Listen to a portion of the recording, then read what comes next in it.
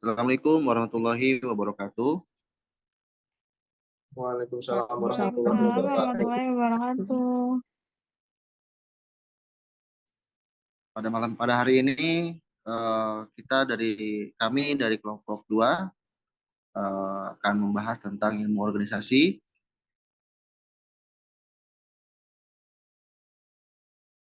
Tak lupa yang kami hormati dosen pengampu mata kuliah teori organisasi Ibu Prof. Retno Purwanisati Group SIMM.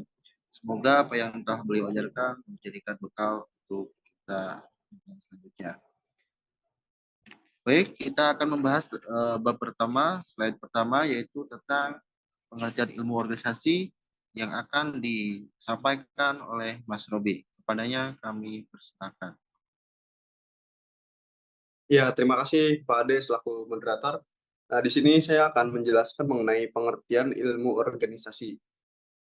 Jadi, ilmu organisasi adalah bidang studi multidisipliner yang mempelajari berbagai aspek organisasi, yang dimana termasuk dalam struktur, fungsi, perilaku, dan juga dinamika organisasi dalam berbagai konteks, baik bisnis maupun non-bisnis.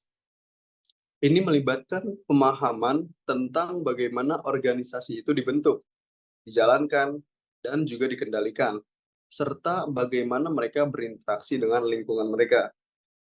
Next slide.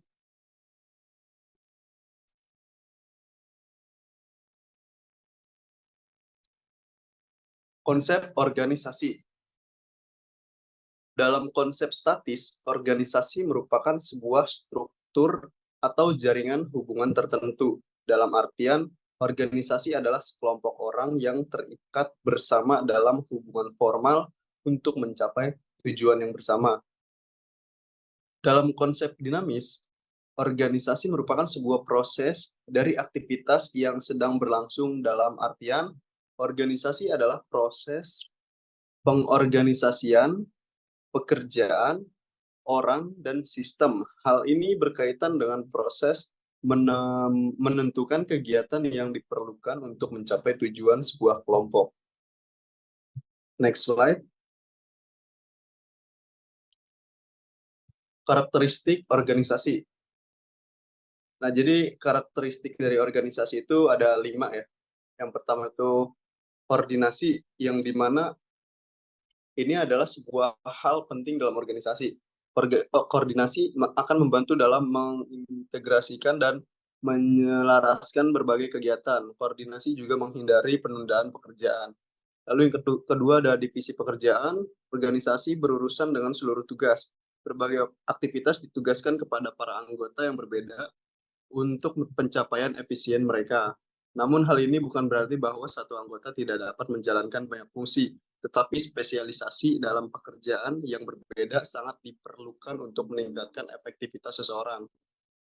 Lalu yang ketiga, tujuan yang sama. Semua struktur organisasi merupakan sarana menuju pencapaian tujuan perusahaan yang sama. Struktur organisasi harus dibangun berdasarkan tujuan yang jelas. Hal ini akan membantu pencapaian organisasi dengan benar. Lalu yang keempat itu ada hubungan kooperatif. Organisasi yang memiliki struktur yang baik akan menciptakan hubungan kerjasama di antara berbagai anggota organisasi. Sebuah organisasi tidak dapat dibentuk oleh satu orang, setidaknya membutuhkan 2 atau lebih. Lalu yang terakhir, yang kelima itu ada hubungan otoritas tanggung jawab yang ditetapkan dengan baik. Sebuah organisasi terdiri dari berbagai posisi yang diatur dalam hierarki dengan wewenang dan tanggung jawab yang jelas. Nah, tentunya selalu ada otoritas pusat untuk organisasi yang baik.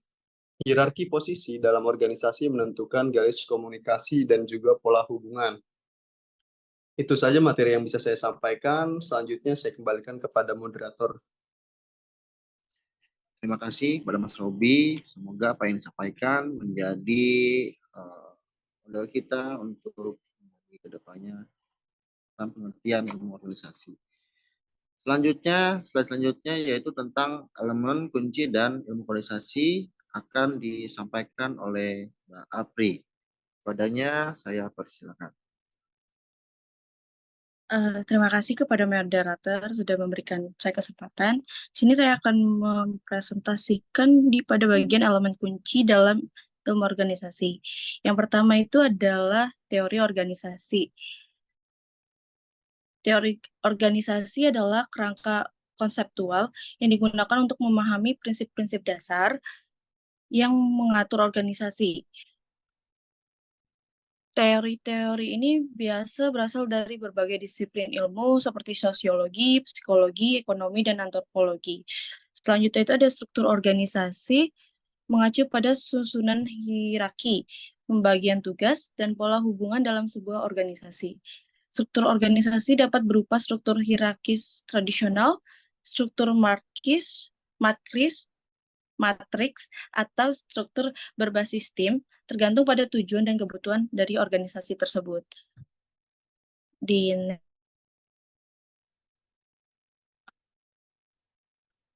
Selanjutnya ada budaya organisasi, mencakup nilai, norma, kepercayaan, dan sikap yang dianut dan dibagikan oleh anggota organisasi. Budaya organisasi memiliki pengaruh yang kuat terhadap perilaku dan kinerja organisasi secara keseluruhan. Next-nya ada kepemimpinan, mencakup teori dan praktik tentang bagaimana individu mempengaruhi dan memotivasi orang lain dalam mencapai tujuan organisasi. Kepemimpinan melibatkan aspek-aspek seperti pengambilan keputusan, komunikasi, delegasi, dan pengembangan visi. Next. Selanjutnya juga ada motivasi. Motivasi adalah studi tentang faktor-faktor yang mendorong individu untuk bertindak dan bekerja menuju tujuan tertentu. Memahami motivasi karyawan adalah kunci dalam menciptakan lingkungan kerja yang produktif dan memuaskan. Selanjutnya juga ada pengambilan keputusan. Pengambilan keputusan mencakup proses pengumpulan informasi, evaluasi alternatif, dan pemilihan tindakan yang paling sesuai untuk mencapai tujuan organisasi. Pengambilan keputusan yang efektif adalah keterampilan kunci bagi manajer dan pemimpin organisasi. Selanjutnya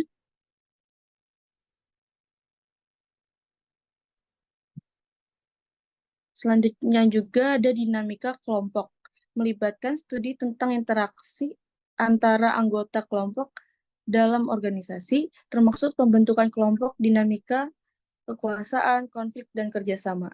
Dan yang terakhir itu ada perubahan organisasi, melibatkan studi tentang bagaimana organisasi menanggapi dan merespon perubahan dalam lingkungan internal dan eksternal mereka.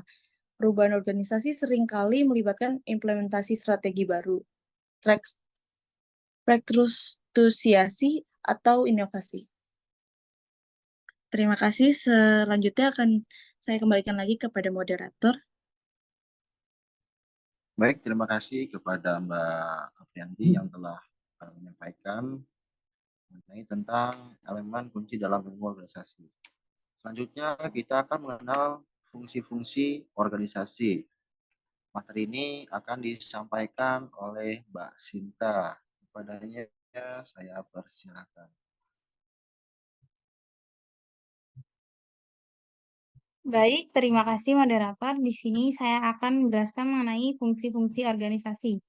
Yang pertama yaitu ada perencanaan. Untuk perencanaan ini itu melibatkan penetapan tujuan organisasi, identifikasi sumber daya yang diperlukan, dan pengembangan strategi untuk mencapai tujuan tersebut. Kemudian yang kedua ada pengorganisasian. Ini melibatkan pembentukan struktur organisasi yang efisien dan efektif, termasuk juga pembagian tugas, penempatan sumber daya, dan pembentukan hubungan hierarki antar anggota organisasi. Kemudian yang ketiga itu ada pengarahan. Untuk pengarahan ini itu melibatkan pengarahan dan juga koordinasi aktivitas anggota organisasi untuk mencapai tujuan bersama.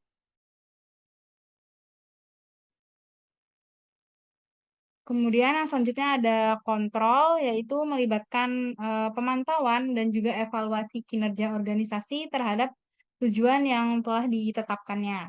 Kemudian ada koordinasi. Koordinasi ini melibatkan integrasi berbagai fungsi dan departemen dalam organisasi untuk memastikan bahwa aktivitas yang berbeda saling mendukung dan tidak saling bertentangan satu sama lain.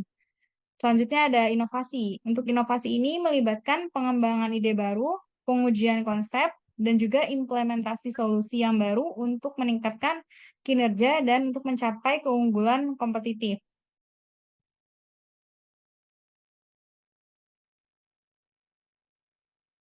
Kemudian di sini ada unsur-unsur organisasi. Yang pertama itu ada individu. Untuk individu ini adalah anggota organisasi yang membentuk kekuatan kerja atau sumber daya manusia organisasi. Kemudian yang kedua ada tujuan. Tujuan ini adalah hasil yang diinginkan atau yang ingin dicapai oleh organisasi. Kemudian yang ketiga ada kerjasama untuk melakukan tugas dan juga tanggung jawab secara bersama-sama. Yang terakhir yaitu ada sumber daya alam. Untuk unsur yang sumber daya alam ini, itu merupakan unsur yang penting yang harus terpenuhi agar organisasi berjalan dengan baik. Baik, terima kasih. Saya kembalikan lagi kepada moderator. Terima kasih saya ucapkan kepada Mbak Simta yang telah mengungkapkan mengenai fungsi-fungsi organisasi. Selanjutnya tentang ilmu organisasi, kita akan mengenal tujuan dari organisasi. Materi ini akan disampaikan oleh Mas Wardiman. Kepadanya saya persilakan. Baik, terima kasih Pak Ade. Selanjutnya adalah tujuan organisasi. Tujuan organisasi dapat bervariasi tergantung pada jenisnya. Umumnya, tujuan organisasi mencakup pencapaian keberhasilan finansial, pelayanan pelanggan yang baik, inovasi produk atau layanan, pertumbuhan bisnis, dan dampak positif terhadap masyarakat atau lingkungan. Secara umum, tujuan organisasi adalah untuk mencapai keberhasilan jangka panjang dengan memenuhi kebutuhan pemangku kepentingan seperti pemegang saham, karyawan, pelanggan, dan masyarakat, sambil menjaga keberlanjutan operasional dan pertumbuhan. Selanjutnya ada manfaat organisasi. Di sini ada 7 manfaat organisasi. Yang pertama, struktur. Organisasi memberikan kerangka kerja yang terstruktur untuk mencapai tujuan dan memfasilitasi koordinasi dan kolaborasi di antara anggotanya. Yang kedua ada efisiensi. Dengan pembagian kerja dan spesialisasi, organisasi dapat meningkatkan efisiensi dalam menjalankan tugas dan mencapai hasil yang diinginkan. Yang ketiga adalah pertumbuhan. Organisasi dapat memfasilitasi pertumbuhan bisnis dengan memungkinkan perluasan operasi, diversifikasi produk atau layanan, dan penetrasi pasar baru. Yang keempat adalah peningkatan produktivitas. Dengan adanya sistem kerja yang terorganisasi, organisasi dapat meningkatkan produktivitas anggota tim dan mencapai hasil yang lebih baik. Yang kelima, inovasi. Organisasi yang baik mendorong inovasi dengan memberikan lingkungan yang mendukung eksperimen risiko yang terkontrol dan menemukan menemuan solusi baru. Yang keenam, pengembangan karir. Organisasi memberikan peluang bagi anggota untuk mengembangkan keterampilan, pengalaman, dan karir melalui pelatihan, pendidikan, dan promosi. Yang terakhir, yang ketujuh, tanggung jawab sosial. Organisasi dapat memainkan peran penting dalam memberikan manfaat bagi masyarakat melalui program tanggung jawab sosial perusahaan, filantropi, dan kegiatan amal lainnya.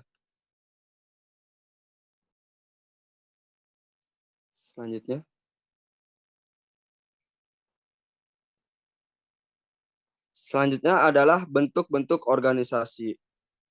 Menurut Manulang 2009, organisasi dapat dikelompokkan dalam 4, yaitu yang pertama organisasi garis, yang kedua organisasi fungsional, yang ketiga organisasi garis dan staf, dan yang terakhir organisasi staf dan fungsional.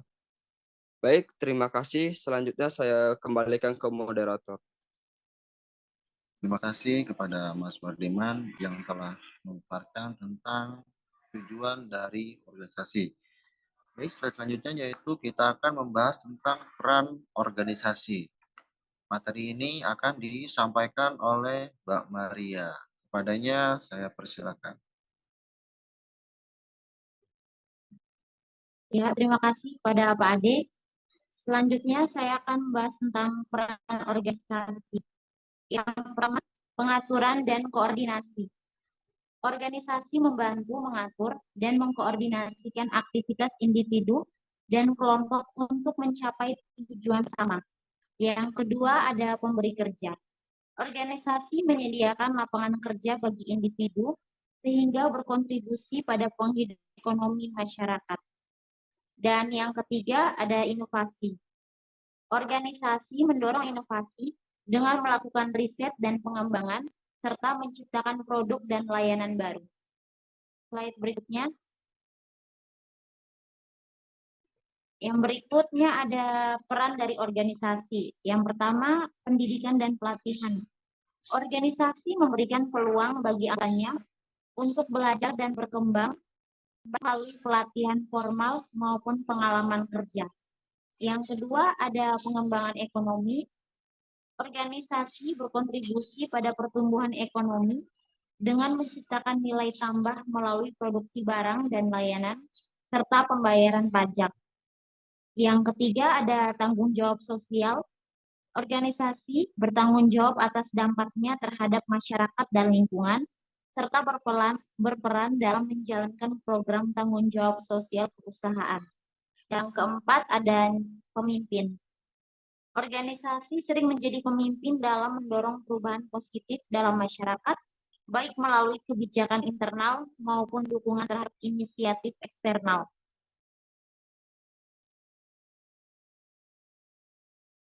Di sini kita bisa lihat ada contoh struktur organisasi. Yang pertama ada direktur utama, yang kedua direktur, lalu untuk bawahan direkturnya ada manajer pemasaran, manajer, dan ada manajer produksi, serta bagian yang paling akhir kita bisa lihat dari manajer pemasaran ini ada divisi pemasaran. Untuk struktur dari manajer sendiri ada divisi, sedangkan dari manajer produksinya ada divisi produksi.